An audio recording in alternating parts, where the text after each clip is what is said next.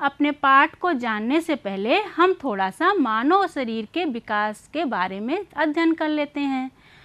जिस प्रकार पुरातत्व विभाग के लोग खुदाई करके उसका इतिहास बताने वाले को पुरातत्वविद कहा जाता है, उसी प्रकार मानव शरीर के विकास और विभेदों की जानकारी देने वाले को मानव शास्त्री कहते हैं।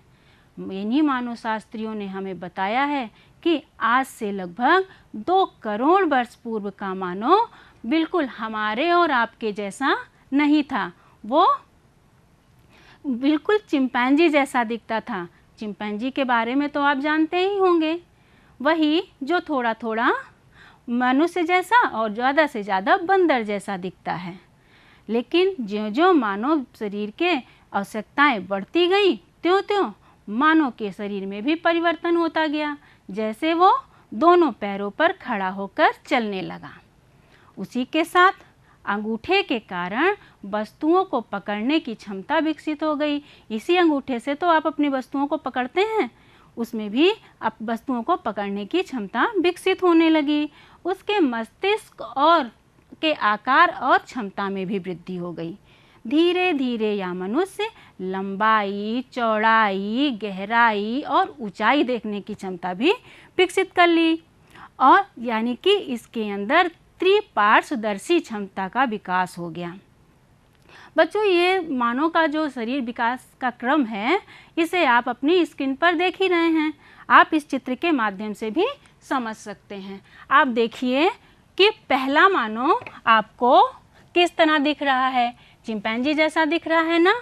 बिल्कुल। इसके हाथ और पंजों को, हाथ को देखिए और पंजों को देखिए, इसमें कितना परिवर्तन है। अगला मानव आप देखिए, आप उसके हाथ और पंज को देखिए और उसके पंजों को देखिए, पहले से उस मानव में परिवर्तन आपको दिख रहा होगा।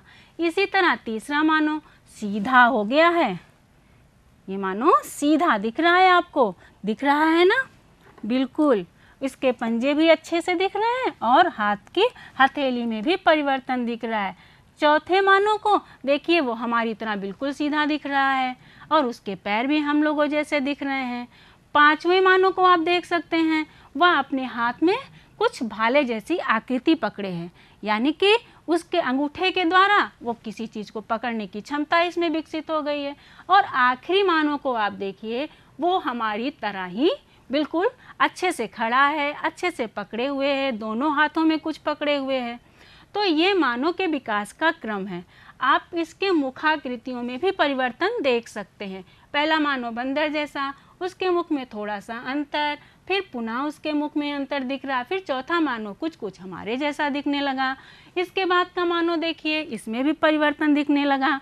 उसी के साथ साथ इस मानव को देखिए, हमारे और आपके जैसा दिखना शुरू हो गया था।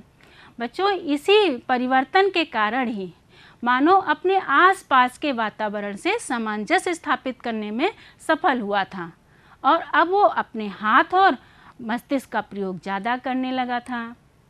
इसी कारण वो पत्थरों से औजार बनाने लगा था और उसका प्रयोग अपने जीवन निर्वहन में करने लगा था।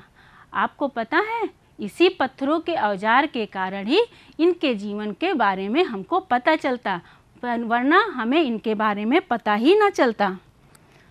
तो बच्चों, अब आपने मानव विकास क्रम देख लिया। अब आपने मानव विकास क्रम देखने के बाद अब हम पाषाण काल के बारे में जानते हैं, जो हमारा पाठ है। पाषाण काल, पहले तो हम उसका अर्थ ही जान लेते हैं। पाषाण यानी पत्थर। पाषाण का अर्थ हुआ पत्थर और काल का समय है युग या समय, अर्थात पाषाण काल का अर्थ हुआ पत्थरों का युग या समय। ये वो काल था जब मानव अपने जीवन को बचाए रखने के लिए और जीवन निर्वहन के लिए सिर्फ पत्थरों का प्रयोग करता था। तभी तो पुरातत्वविदों ने इसे पाषाण काल कहा। यह काल बहुत लंबा था, इसीलिए इस काल को 3 भागों में बांट दिया गया है। इनके बने औजारों में भी समय समय पर काफ़ी परिवर्तन होते रहे, जिसके कारण इस काल को 3 भागों में पुरातत्वविदों ने बांट दिया। पहला काल है पूरा पाषाण काल, दूसरा मध्य पाषाण काल और तीसरा है नवपाषाण काल। इसके बारे में अब हम विस्तृत चर्चा करते हैं। पहला है पूरा पाषाण काल। जैसा कि नाम से ही स्पष्ट है, यह शब्द 3 शब्दों से मिलकर बना है, पुरा प्लस पाषाण और प्लस काल। पुरा का अर्थ है प्राचीन, पाषाण का अर्थ है पत्थर और काल का अर्थ हुआ समय। पुरा प्राचीन अर्थात पुरा पाषाण काल का अर्थ हुआ प्राचीन पत्थरों का समय। यह वह समय था जब मानो घर के बारे में कुछ नहीं जानता था। यही मानो खुले आसमान के नीचे निवास करता था, जंगलों में रहता था और अपनी ज़रूरतों को पूरा करने के लिए नदियों, झीलों, तालाबों में आसपास निवास करता था। बच्चों, ये काल मानव इतिहास का सबसे लंबा काल है। मानव विकास की 99% कहानी इसी काल में घटित हुई थी। ये काल को भी 3 भागों में बांटा गया है। पहला प्रारंभिक पुरा पाषाण काल, दूसरा मध्य पुरा पाषाण काल और तीसरा उत्तर पुरा पाषाण काल।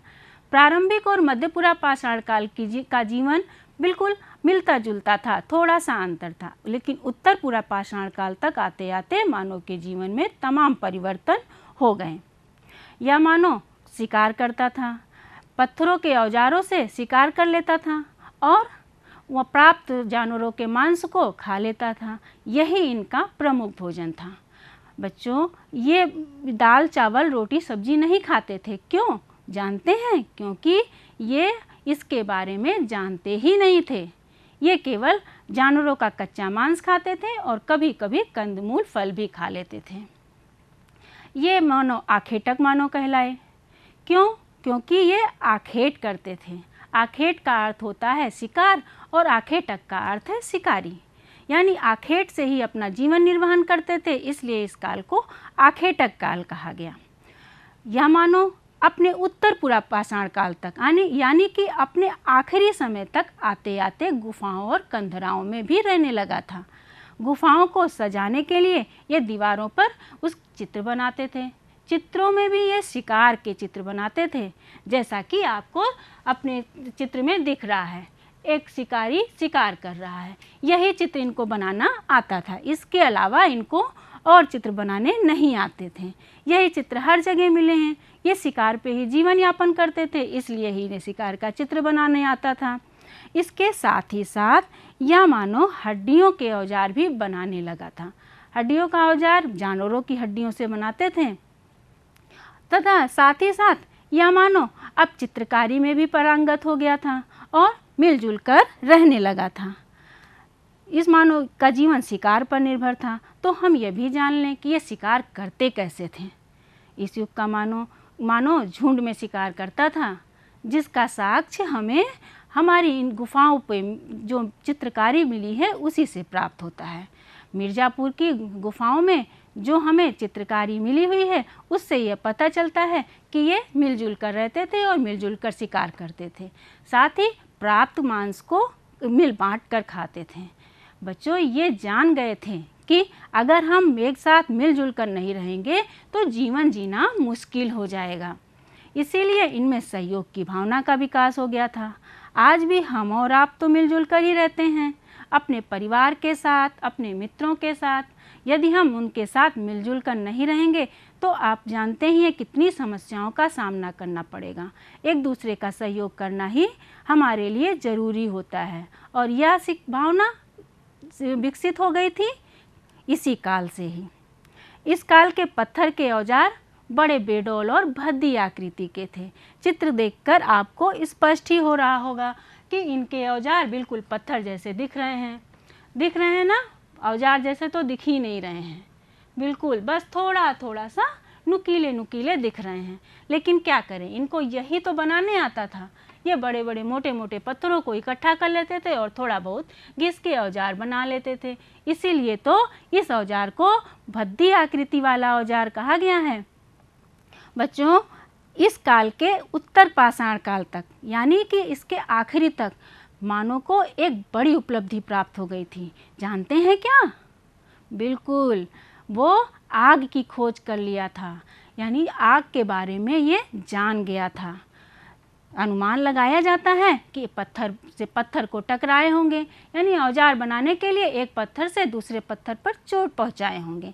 जब चोट पहुंची होगी तो एक पत्थर से दूसरे पत्थर को टकराने पे जो चिंगारी निकलती है, उसी चिंगारी से निकलकर आग पत्तियों और टहनियों पर गिर गई होगी। पत्तियां टहनियां सूखी थीं, सो क्या हुआ, आग फैल गई और चारों तरफ जंगल के होने की वजह से आग फैलती गई और भयंकर रूप धारण कर ली। इस आग की चपेट में जो जानवर आ गए वो जल भुन गए। उसके साथ साथ भयंकर आग को देखकर खतरनाक जानवर भाग गए। जब इन लोगों ने देखा कि आग देखकर खतरनाक जानवर भाग जाते हैं तो इनको ये लगा कि ये तो हम अपनी सुरक्षा में प्रयोग कर सकते हैं, और उन्होंने अपनी सुरक्षा के लिए इस आग का प्रयोग किया। इसके बाद किसी कारण से जब आग बुझ गई होगी तो जले भुने जानवर इनको मिल गए। मांस तो ये खाते ही थे, इन्होंने उस मांस को भी खा लिया। जब उन्होंने उस मांस को खाया तो कच्चे मांस से भुना मांस ज़्यादा स्वादिष्ट लगा। फिर इन्होंने सोचा कि अब हम आग का प्रयोग अपने भोजन पकाने में करेंगे। इस तरह इन्होंने आग का प्रयोग अपनी सुरक्षा और भोजन पकाने में करने लगे।